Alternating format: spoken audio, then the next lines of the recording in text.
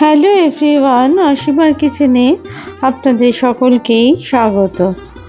আজকে আমি নিয়ে এসেছি আমলকির আচার রেসিপি নিয়ে। এটা বানিয়ে নিলে আপনারা এই সময় সিজন চেঞ্জের সময় সর্দি কাশি থেকে দূরে থাকতে পারবেন আর শরীরকেও সুস্থ রাখতে পারবেন। এর জন্য নিয়ে নিয়েছি আমি 500 গ্রাম মতো আমলকি। সেই আমলকিগুলোকে প্রথমে খুব ভালো করে ধুয়ে তারপরে পরিষ্কার কাপড় দিয়ে মুছে রেখে দিয়েছে। অন্যদিকে একটা স্টিমার বসিয়ে তার মধ্যে জল দিয়ে আমলকিগুলোকে আমি বসিয়ে দিলাম ভাপেতে 10 মিনিটের জন্য। 10 মিনিট পরে আমি ঢাকনা খুলে একটা টুথপিক দিয়ে চেক করে দেখে নিলাম সেদ্ধ হয়েছে কিনা। যখন দেখলাম সেদ্ধ হয়ে গেছে তখন এগুলো গ্যাসটাকে অফ করে একটু ঠান্ডা করার জন্য 5 মিনিট রেখে দিলাম। তারপরে 5 মিনিট পরে ঢাকনা খুলে একটা থালার মধ্যে একটা টিস্যু দিয়ে আমি পাখার হাওয়াতে এগুলো রেখে দিলাম, যাতে করে আমলকিগুলো একদম শুকনো হয়ে যায়, কোনো জল না থাকে এর মধ্যে, তার জন্য। এরপর আমি 10 মিনিট বাদে ফিরে এলাম। দেখুন আমলকিগুলো কিন্তু একদম শুকনো হয়ে গেছে। এরপর আমি এই আচার বানানোর জন্য একটা ছুরি নিয়ে আস্তে আস্তে করে আমলকির ভেতরের বীজটাকে বের করে ফেলে দিলাম। আমি বীজের অংশটা এখন ব্যবহার করব না, এগুলোকে আলাদা করে সরিয়ে রাখলাম আর নরম অংশটা আমলার সেগুলো রেখে দিলাম। এইভাবে প্রত্যেকটা আমলকি কিন্তু আমি ছাড়িয়ে বীজটাকে বার করে নিলাম, কারণ এই বীজ শুদ্ধ যদি আমি করি সেক্ষেত্রে আমলকির বীজটা মুখে পড়লে খেতে ভালো লাগবে না, সেই কারণে। এরপর সমস্ত বীজগুলোকে খুলে ফেলে দিয়ে তারপরে আমলকির অংশগুলোকে নিয়ে নিলাম। আমলকিগুলোকে কিন্তু খুব বেশি সেদ্ধ করিনি, অল্প একটু সেদ্ধ করেছি, সেই কারণে একটু ছুরির ব্যবহার করতে হচ্ছে। আর এই আচার বানানোর জন্য এটাই কিন্তু একদম পারফেক্ট।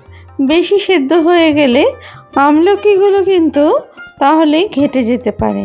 এবার একটা শুকনো মশলা তৈরি করে নেওয়ার জন্য আমি দিয়ে দিলাম 4টে শুকনো লঙ্কা, 2 চামচ ধনে, মেথি দানা 1.5 চামচ, জিরে 1.5 চামচ, মৌরি 2 চামচ আর 2 চামচ সাদা সর্ষে। সমস্ত উপকরণগুলো খুব ভালো করে ভেজে নিতে হবে। এই সময় গ্যাসের ফ্লেম কিন্তু লো রাখবেন, না হলে কিন্তু পুড়ে যেতে পারে আর ভাজাটা প্রপার হবে না।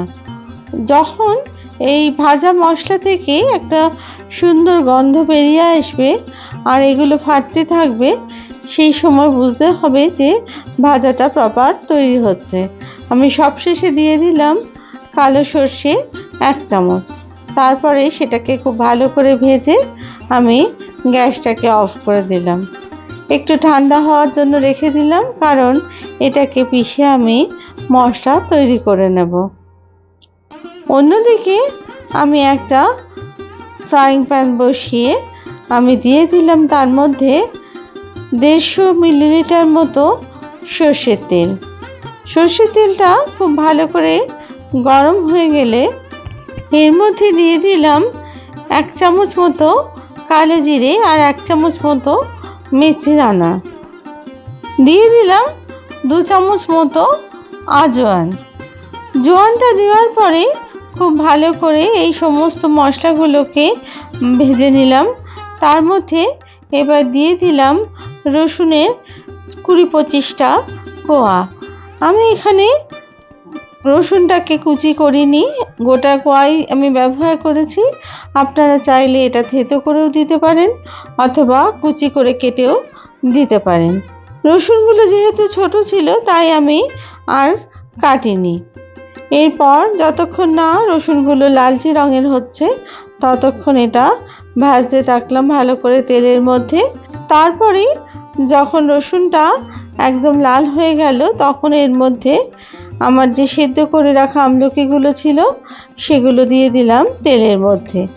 তারপরে তেলের সাথে খুব ভালো করে এগুলোকে ভাজতে থাকলাম।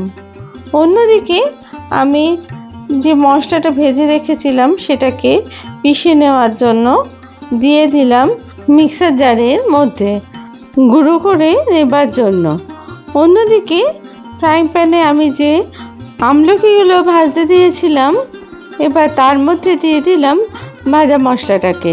ভাজা মশলাটাকে এমনভাবে গুঁড়ো করতে হবে যাতে একদম খুব বেশি মিহি না হয়, একটু দানা ভাব থাকে।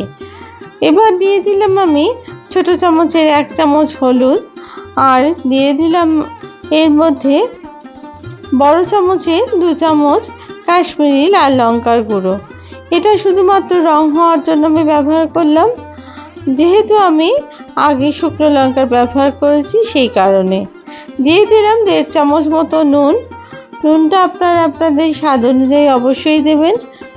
এরপরে সমস্ত উপকরণগুলো ভালো করে আমি খুন্তি দিয়ে নেড়ে নিলাম, কারণ মশলাটাকে খুব ভালো করে এই আমলকির মধ্যে মিশিয়ে ভাজতে থাকলাম। যতক্ষণ না মশলাটা খুব ভালো মতো ঢুকে যায় ততক্ষণ কিন্তু এটাকে নাড়তে হবে। আর যেহেতু এই আচারটা আমি সর্ষের তেলে করছি, তাই এই আচার কিন্তু অনেক দিন পর্যন্ত ভালো থাকবে। আর সেদ্ধ করে নেওয়ার পর আমি কিন্তু আমলকিগুলোকে শুকিয়ে নিয়েছিলাম। এরপর দিয়ে দিলাম এখানে আমি 4-5টা কাঁচা লঙ্কা। কাঁচা লঙ্কার ঝালটা আপনারা আপনাদের স্বাদ অনুযায়ী দেবেন। দিয়ে দিলাম 1/2 চামচ বিট নুন, আর দিয়ে দিলাম 2 চামচ মতো মধু আর 2টো লেবুর রস।